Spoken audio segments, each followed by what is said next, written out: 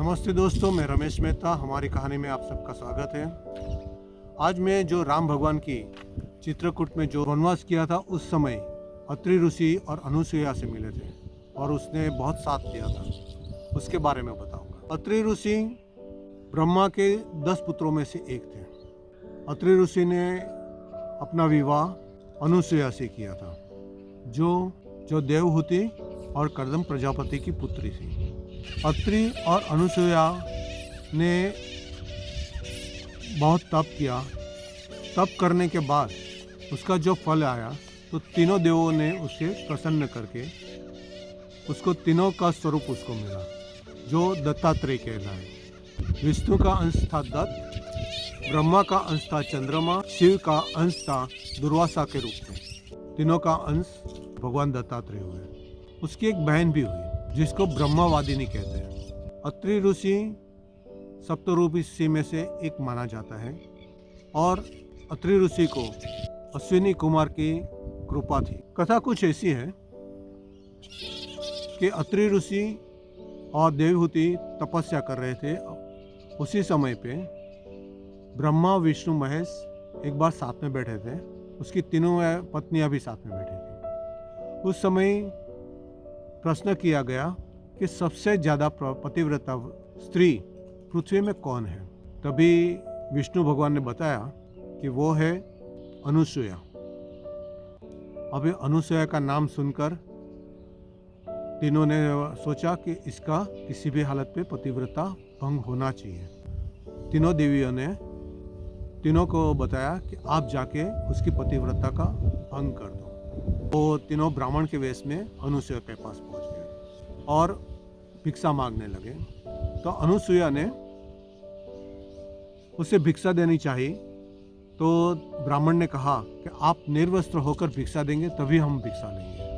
ये सुनकर अनुसुईया अचंभित हो गई। अपना पतिव्रता का व्रत भी पालन करना था और भिक्षा भी देनी थी। तो उसने एक हाथ में जल लिया और तीनों ब्राह्मण के ऊपर डाल दिया। तीनों ब्राह्मण जो ब्रह्मा, विष्णु, महेश के रूप में आए थे, वो तीनों बहुत छोटे बालक बन गए। अभी तीनों वहाँ खेलने लगे और अनुसुईया के पास रहने लगे। अभी यहाँ देवलोक में तीनों देवी ने देखा कि अपने तीनों पति वो आए नहीं है, तो वो तीनों भी वहाँ चली गई अनुसुईया के पास। तो देखा तीन बालक उसके वहाँ खेल रहे हैं। अभी सारी बातें समझ में आ गई। तो उसे अनुसुईया से विनती की कि आप ये तीनों को छोड़ दो, ये तीनों हमारे पति हैं। तो अनुसुईया ने कहा कि ठीक है, और उसने मंत्र बोल के तीनों को वापस उसके रूप में ला दिया। तीनों ने जाते वक्त वरदान दिया कि हमारा तीनों का अंश से एक पुत्र होएगा जो दत्तात्रेय कहलाएगा। अत्रि ऋषि उसके बाद सिंधु पार करके पारस चले गए, जो आज का ईरान कहा जाता है। वहाँ उसने अग्नित्रेय कहलाए, इसलिए अग्नि की पूजा करने लगे और उसके जो फॉलोअर्स थे उसको अग्नित्री यानी पारसी कहलाए। जो पारसी है वो भी सनातनी है। अत्रि ऋषि से ही उसके अनुयायी के रूप में आए हुए हैं। अत्रि ऋषि के जो पुत्र चंद्रमा थे, उसने तारा से लग्न किया। तारा से बुध का जन्म हुआ।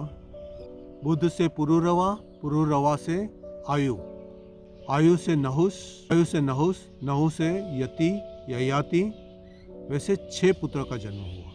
ययाति के 5 पुत्र हुए और ये जो 6 पुत्र थे वो सारे बलशाली और पराक्रमी थे। ययाति के बाद ययाति के 5 पुत्र हुए, पुरु, यदु, तुर्वस, अनु और द्रभु।